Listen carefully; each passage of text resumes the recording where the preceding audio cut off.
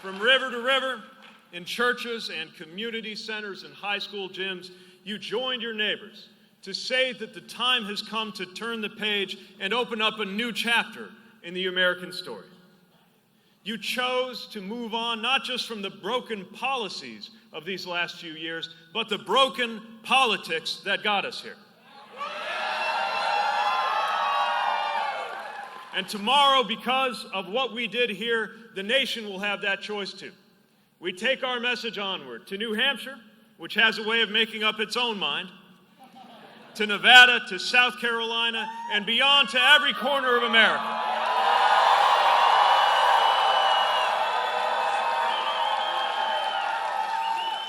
And as we do, we will be building the movement that not only will win the election against Donald Trump, but win the era for our shared values.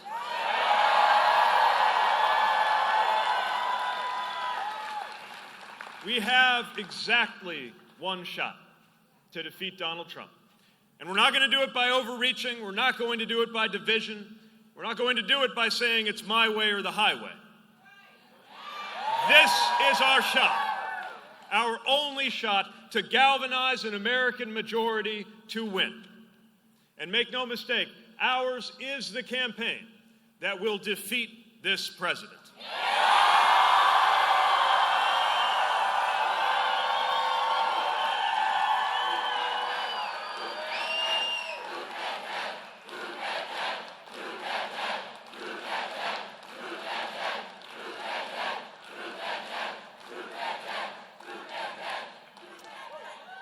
A president who cuts taxes for corporations while crushing the rights of workers to organize ought to have to compete with a middle-class mayor who entered politics fighting for auto workers and actually lives and works in the industrial Midwest. A president who tries to cloak himself and his wrongdoing in religion should have to debate a candidate not afraid to remind America that God does not belong to a political party.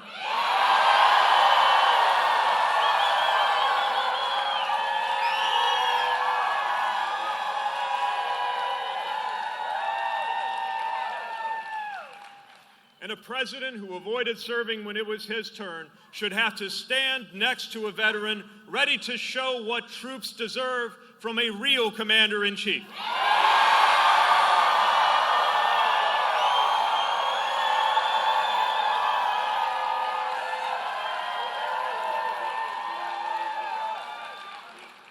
Now, this president may get a pass on the floor of the Senate, but this November, the verdict will be up to us. And when I'm your nominee, we will win big enough to send not just Donald Trump's presidency, but Trumpism itself into the dustbin of history where it belongs.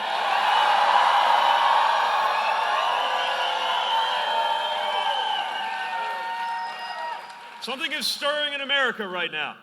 You can feel it. We saw it tonight. In the bluest counties and the reddest, in rural towns and industrial cities, in big communities and small, and the suburbs in between.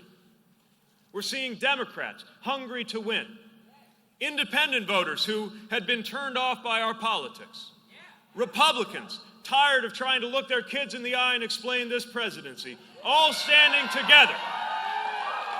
And all standing together to declare that we are defined not by who we voted for in the past, but by what we're voting for in the future.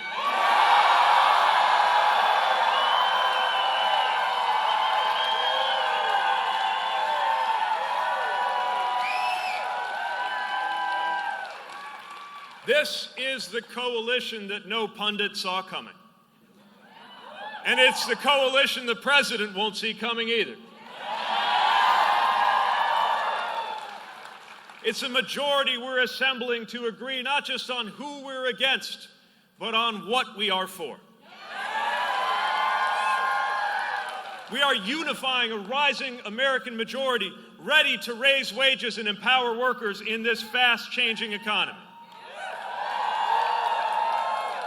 A majority ready and determined to put an end to endless war. A majority committed to bringing about a day in America where your race has no bearing on your health, your wealth, your access to education, or your relationship with law enforcement.